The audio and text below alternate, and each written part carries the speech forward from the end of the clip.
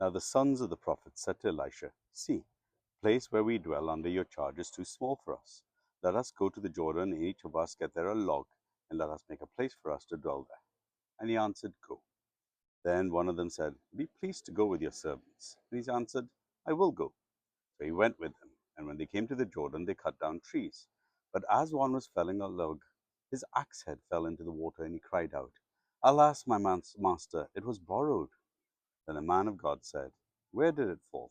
When he showed him the place, he cut off a stick and threw it there, and made the iron float. And he said, Take it up. So he reached out his hand and took it.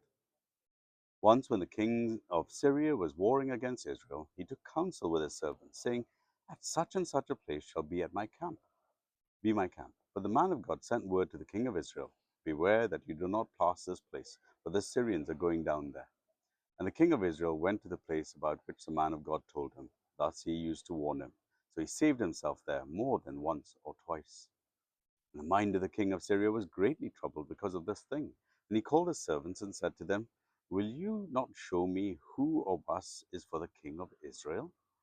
And one of his servants said, None, my lord, O king, but Elisha the prophet who is in Israel tells the king of Israel the words that you speak in your bedroom. And he said, Go and see where he is, that I may send and seize him. I was told him, Behold, he is in Dothan. So he sent their horses and chariots and great army, and they came by night and surrounded the city. But when the servant of the man of God rose early in the morning and went out, behold, an army of horses and chariots were all round the city. And the servant said, Alas, my master, what shall we do? And he said, Do not be afraid, for those who are with us are more than those who are with them.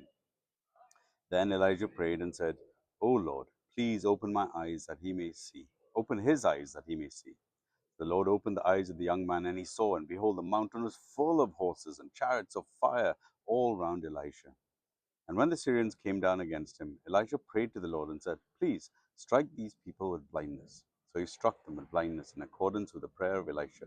And Elisha said to them, This is not the way, this is not the city. Follow me, and I will bring you the man whom you seek. And he led them to Samaria. Soon as they entered Samaria, Elisha said, O Lord, keep the eyes of these men, that they may see. So the Lord opened their eyes, and they saw, and behold, they were in the midst of Samaria. As soon as the king of Israel saw them, he said to Elisha, My father, shall I strike them down? Shall I strike them down? And he answered, You shall not strike them down.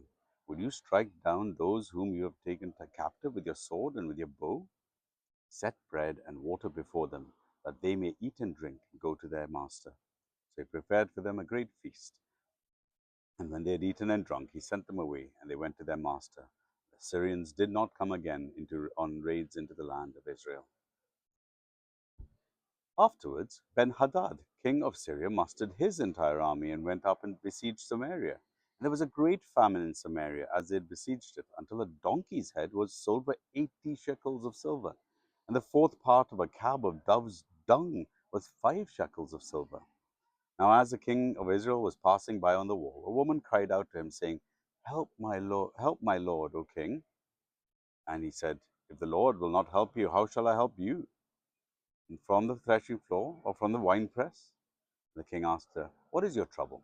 She answered, This woman said to me, Give me your son, that we may eat him today, and we will eat my son tomorrow. So we boiled my son, and we ate him. And on the next day I said to her, Give me your son, that we may eat him. But she had hidden her son. When the king heard the words of the woman, he tore his clothes. Now he was passing by on the wall, and the people looked, and behold, he has sackcloth beneath on his body. And he said, May God do so to me, and more also, if the head of Elisha the son of Shaphat remains on his shoulders today. Elisha was sitting in his house, and the elders were sitting with him. Now the king had dispatched a man from his presence, and before the messenger arrived, Elisha said to the elders, Do you see how this murderer has sent to take off my head? Look, when the messenger comes, shut the door, hold the door fast against him. Is not the sound of my master's feet behind him? And while he was still speaking with them, the messenger came down to him and said, This trouble is from the Lord.